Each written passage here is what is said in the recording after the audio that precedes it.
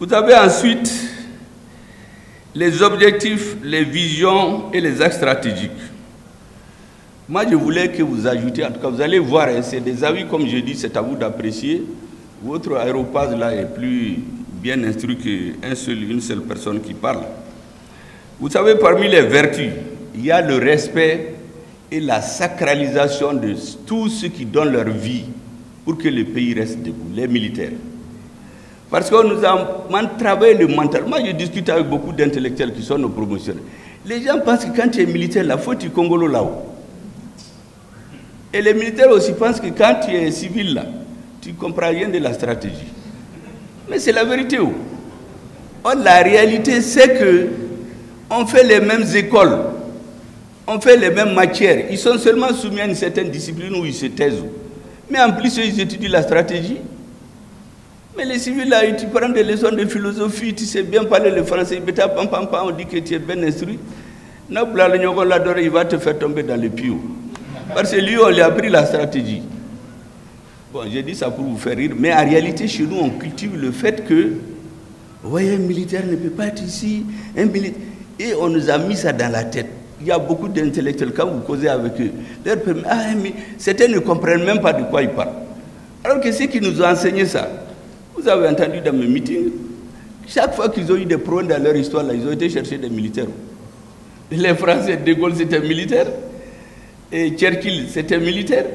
J'ai donné l'histoire de Churchill. En 1940, tout le peuple anglais est sorti applaudir leur premier ministre des Affaires étrangères qui a été conclure un pacte de paix avec l'Allemagne. Vous savez, quand il est revenu, tous les Anglais sont sortis pour applaudir le monsieur. Même la reine.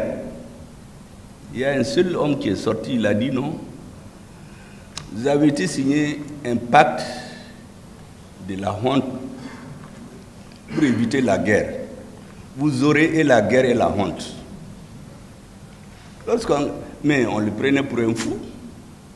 Mais lorsqu'en 1941, les Allemands ont attaqué l'Angleterre, tout le monde s'est tué. La reine a allé le chercher. Il dit Alakama, viens diriger le pays. C'est lui qui a dirigé le pays jusqu'à l'indépendance, jusqu'à la fin de la guerre. C'était militaire. Les Américains qui nous donnent la leçon tout le temps, ils nous bourrent la tête, qui a ceci. Mais après la Deuxième Guerre mondiale, quand ils avaient l'incertitude que le communisme allait les envoyer, mais ils ont cherché un militaire pour le mettre à la tête. Mao, c'était militaire. Tous ces pays-là, quand ils sont dans des tournants existentiels chez eux, ils ont cherché un de leurs fils qui est militaire. Donc c'est lui qui donne sa vie. Son travail, c'est donner sa vie. Parce que moi, je suis un ingénieur de télécom, je vais au boulot et puis je vais à la maison voir ma femme. Mais eux, quand ils vont en mission, ils ne savent pas s'ils vont revenir. C'est la seule profession.